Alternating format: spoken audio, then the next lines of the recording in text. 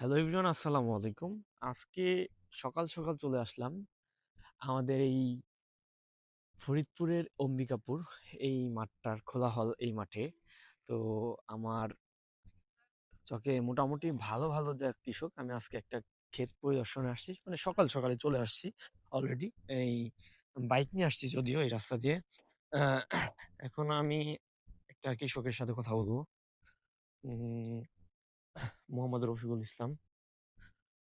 দেখতে পাচ্ছেন এই যে ক্ষেতটা। তো আমি তার সাথে একটু কথা বলবো।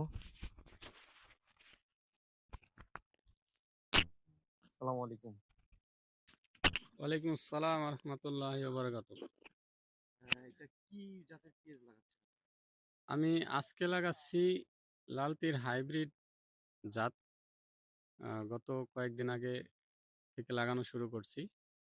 তো আজকে পর্যন্ত প্রায় 17-18 বিঘা জমি লাগানো শেষ হইল। এর মধ্যে অল্প কিছু রানিয়ন পলিক্রস জাতের বীজটাও লাগাইছি। এখানে কতখানি জমি আছে? আজকে এই জমিটা এইখানে আছে 33%। তো গতকালকে যেটা লাগাইছি ওইটা সুখসাগর পেঁয়াজ লাগাইছি, সুখসাগর জাতের। আহ, সুখসাগর, হ্যাঁ। জি, এই বীজটার নাম কি? এইটা হলো রানিওয়ান পলিক্রস। একটু দেখান তো, করতে দেখাই।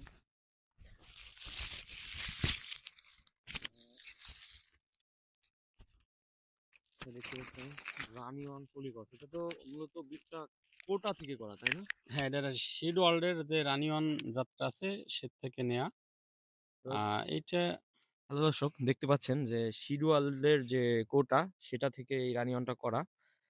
আপনারা দেখতে পাচ্ছেন যে পিএস গুলি কতটা মানে উন্নত, ভালো একটা সাইজের পিএস। আসলে এক একটা পেঁয়াজ 30-35 গ্রাম করে ওজন আছে। সে আমাদের ফরিদপুরের মানে এই অম্বিকাপুর ইউনিয়নের মধ্যে ভালো একটা পিএস ইয়া করে। মূলত সে উন্নত জাতের এই পিএস ছাড়া করে না, মানে কোটা আমি আমার দেখা মতে। তো আমার কৃষক ভাইরা যারা আছেন তারা অবশ্যই এই দিকটাতে ফলো করবেন, কারণ হচ্ছে যে আমরা ভালো জাতের পিএস ছাড়া করি না যদিও। আর যাদের পার্সোনালি আমার যারা কৃষক এই বছরে দানা নিছেন, তারা সবসময় আমার ভিডিও পাশে থাকবেন এবং লাইক কমেন্ট শেয়ার করবেন। তো এই যে যে এই লাইনগুলি টানতেছেন, হ্যাঁ, অনেকে আমার জিগায় যে আপনার এই লাইনের গ্যাপ কতটুকু বা আধুনিক পদ্ধতিতে কিভাবে আপনি খ্যাত করতেছেন, একটু জানাবেন প্লিজ। মূলত আধুনিক পদ্ধতিতে 4 লাইন পরে বেড করাটা বেটার। তো আমার এই জমিটা অনেক কড়া জমি, এখানে আমি ছয় ছয়টা